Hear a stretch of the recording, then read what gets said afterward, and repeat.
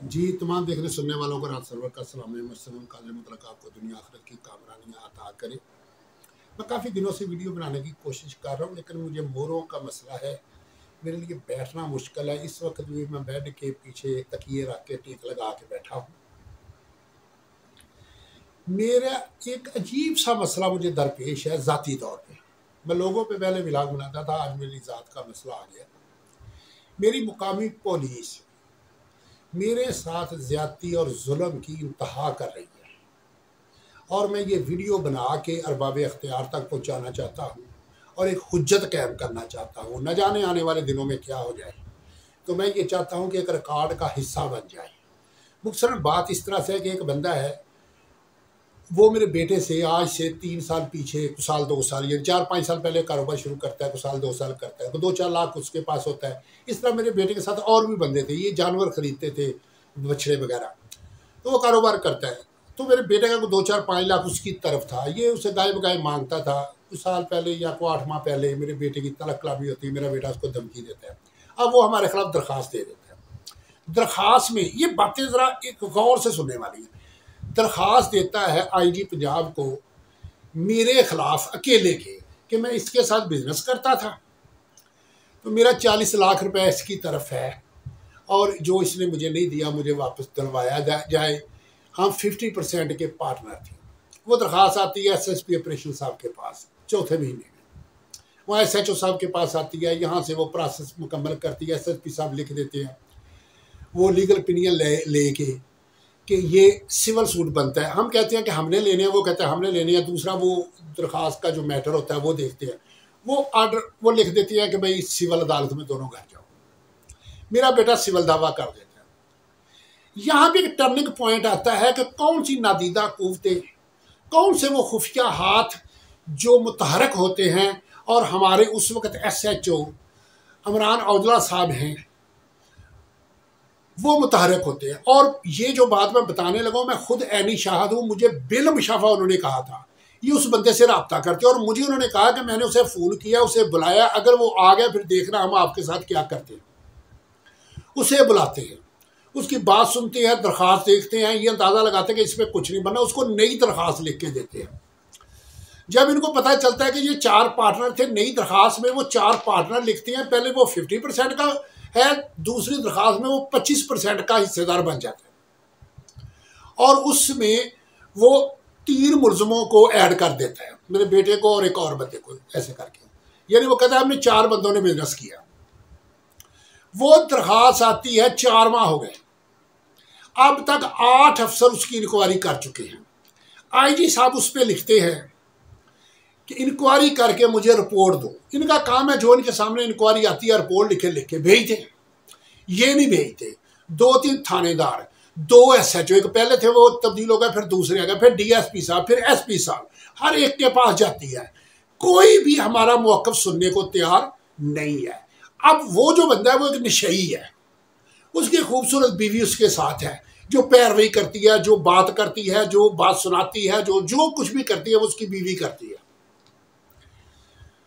कोई अफसर हमारा मौक़िफ़ सुनने को तैयार नहीं है, कोई हमारी बात सुनने को तैयार नहीं है। हालांकि बुनियादी कानून ये है, किसी भी वकूवे की अगर 2 दरख्वास्तें आ जाएं और मैटर मुख्तलिफ आ जाए तो वो झूठी साबित हो जाती है। इंक्वायरी का बुनियादी असूल है। मैं भी इंक्वायरियों को जानता हूँ, तफ्तीशों को जानता हूँ, मैंने ला किया हुआ है, मैं भी हर चीज़ को समझता हूँ।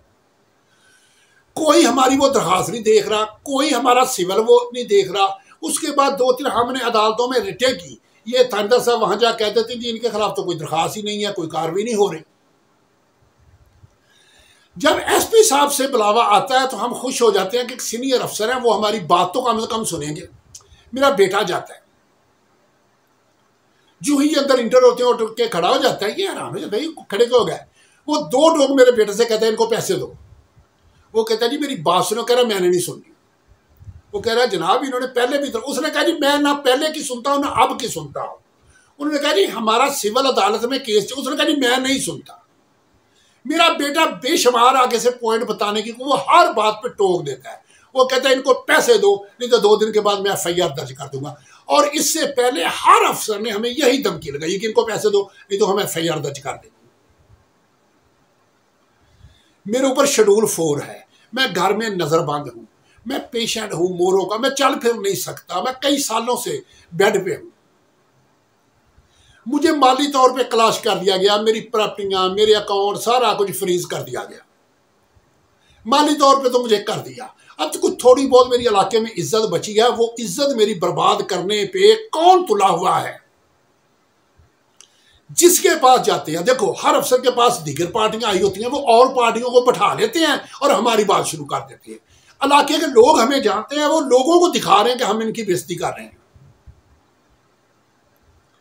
मैं एसपी साहब आपसे एक रिक्वेस्ट करता हूं, अगर आपके अंदर, मुझे नहीं समझ आ रही कि आप लोगों ने ये जाति अना का मसला क्यों बनाया हुआ है, इसे जाति दुश्मनी क्यों बनाया हुआ है, मुझे जबरदस्ती आप अपने सामने क्यों खड़ा करना चाह रहे हैं, मुझे नहीं समझ आ रही। लेकिन मैं एक मशवरा देता हूं, अगर आप लोगों के दिलों में इतनी नफरत है, डीएसपी साहब आपने भी तमगा ईमानदारी का लगाया हुआ है, लेकिन ईमानदारी आपके करीब से नहीं गुजरी। क़यामत के दिन ये एक केस ही आपके लिए बहुत काफी होगा पकड़ के लिए अल्लाह के यहाँ। ये जो एक आप ज्यादती कर रहे हैं ना, और पता नहीं कितनी की होगी, लेकिन ये एक ज्यादती क़यामत के दिन आपके पकड़ के लिए काफी है। अगर आप लोगों को जाती दुश्मनी है तो मेरा रिकॉर्ड है, कत्लों के झूठे मेरे ऊपर पर्चे हुए हैं, बेशुमार हुए हैं, मैं अदालतों से बरी हुआ हूँ। आप लोग तो नहीं देखते, सीसीडी वाले तो नहीं देखते, मेरा रिकॉर्ड उनको पकड़ो, इसका पुलिस मुकाबला बना दो। इससे बेहतर है कि मेरी जान चली जाए, मेरी इज्जत बच जाए, मुझे जलील ना करो, मुझे मजबूर ना करो। मैं अरबाब इख्तियार से एक गुजारिश करता हूं, मुझे सीसीपीओ साहब पे एतमाद है। अच्छा एक और बात है, हम आईजी ऑफिस जाते हैं, मैं क्या, मेरा बेटा जाता है, मैं तो जाने के काबिल, वहां दरखास्त दिखाते हैं कि ये वो ऐसे कर रहे हैं, वो कह रहे हैं कि हमने तो इसके ऊपर लिखा हुआ है नॉट रजिस्टर्ड एफआईआर, किसकी एफआईआर नहीं हो सकती। उन्होंने कहा ये हमने ऊपर लिखा हुआ है और हमने तो रिपोर्ट मांगी है, वो कैसे आप पे पर्चा दे रहे हैं। और उन्होंने कहा कि जो काबिल दस्तंदाजी पुलिस नहीं बनती, हम उसके ऊपर नॉट रजिस्टर्ड एफआईआर लिख देती है। तो चूंकि हमारे पास दरखास्तें आती हैं, हम भेज देते हैं कि चलो हम अपनी जान छुड़वाने के लिए मार करके भेज देते हैं आगे, और आगे अफसर भी जानते होते हैं कि ये जान छुड़वाने के लिए है, एक जान छुड़वाने के लिए उन्होंने भेजी है। और आप लोग इसका क्या कर रहे हो? इस तरह करो ना, मेरे ऊपर को खुद का जैकेट डाल दो, बारूद डाल दो, जो दिल चाहे आप मेरे ऊपर डाल दो। टीडीपी वालों से मेरा रिश्ता गाड़ दो, लाल मस्जिद वालों से मेरा गाड़ दो, दहशतगर्दों से मेरा गाड़ दो, खुद का हमलावरों से मेरा बना दो, किसी से भी बना सकती हो, कोई बड़ा काम करो। और मैं एक बात कहता हूं, मैं अपनी जान दे दूंगा लेकिन इज्जत बर्बाद नहीं होने दूंगा। मैं अरबाब इख्तियार से कहता हूं, मेरे सीपीओ साहब जो हैं, मैं जाती तौर पर उनको नहीं जानता, लेकिन जो मैंने सुन रखा है, उनको इंक्वायरी दे दें, वो दोनों की मुकम्मल बात सुन लें, उसके बाद वो हमारे खिलाफ भी कर देंगे, मैं आंखें बंद करके कबूल कर लूंगा। मेरे साथ नाइंसाफी ना की जाए। मैं इसमें एक बात आपको बताता हूं, इतना कानून मैं भी जानता हूं, पुलिस ऑर्डिनेंस 2002 के तहत जब कभी किसी मुकदमे की या किसी इंक्वायरी में या किसी तफ्तीश में अलग अलग ओपिनियन दो अफसरों की आ जाए, फिर जांचा जाएगा कि इनमें से दुरुस्त किसकी है, जिसकी गलत है वो डिसमिस फ्रॉम सर्विस होगा। मैं हाई कोर्ट, सुप्रीम कोर्ट, हर अदारे तक, हर जगह तक जाऊंगा। इससे पहले एसएसपी ऑपरेशन साहब जो लिख चुके हैं, अगर उससे हट के आप लिखोगे, मैं नहीं कह रहा आप झूठे हैं, दोनों में से एक तो झूठा होगा ना, फिर हाई कोर्ट सुप्रीम कोर्ट तक मैं जाऊंगा, मैं जान नहीं छोड़ूंगा। जो भी गलत होगा वो डिसमिस फ्रॉम सर्विस होगा। और मैं दूसरी बात ये कहता हूं, बुढ़ापे में मुझे जलील करने की कोशिश ना करो। अल्लाह ने जवानी में मुझे बहुत अजीम मकाम दिया था, बहुत नाम दिया था। मैं वाहिद शख्स हूं कि जवानी में मेरी बहुत ज्यादा जायदाद थी, जो घटते घटते घटते एक मकान तक रह गई है। मैंने कुछ नहीं बनाया, मेरा एक नाम चलता था, लोग मेरे नाम से बड़े बड़े जायज फायदे उठाने की कोशिश करते थे। जब मुझे पता चलता था तो मैं जूते मारता था उनको कि मेरे नाम पे किसी को मैं हक नहीं देता कि वो नजायज फायदा उठाए। मैंने उस लिए अपनी जात के लिए कोई फायदा नहीं लिया। मैं कब्जा ग्रुप भी बना सकता था, मैं लोगों के मामलात में आ सकता था और सोसाइटियों के साथ अटैच हो सकता था। मुझे बड़ी बड़ी ऑफरें हुई, करोड़ों अरबों की ऑफरें हुई। मैं लानत बेचता हूं ऐसे पैसों पे, और आप लोगों को किसी ने हक नहीं दिया मैं हैरान हूं कि 8 अफसरों के पास इंक्वायरी जा रही है। ओ भैया आपने हमारे खिलाफ लिखना, खिलाफ लिखो, लेके आईजी साहब को भेज दो, वो जो फैसला करना होगा कर देंगे। फिर आपको हम कहते हैं कि लीगल ओपिनियन ले लो, लीगल ब्रांच से लीगल ओपिनियन ले लो, जो ओपिनियन आ जाए उस पर कार्रवाई कर दो। आप हमारी बात सुनने को तैयार नहीं, हमारा मौकफ लेने को तैयार नहीं। हमने आप लोगों से कहा कि इसे कहो कि ये लेके आए, ट्रांजैक्शन लेके आए, 2 साल तक 1 लाख, 1.5 लाख, 2 लाख, 3 लाख, इतना तो उसके पास टोटल पैसे थे। जो इन्वेस्ट करता था फिर वापस ले जाता था, इन्वेस्ट करता था वापस ले जाता था। अब वो वापसी को छोड़ के जितने जितने उसने इन्वेस्ट 1.5-2 साल में किए हैं, वो तो ट्रांजैक्शन देखो।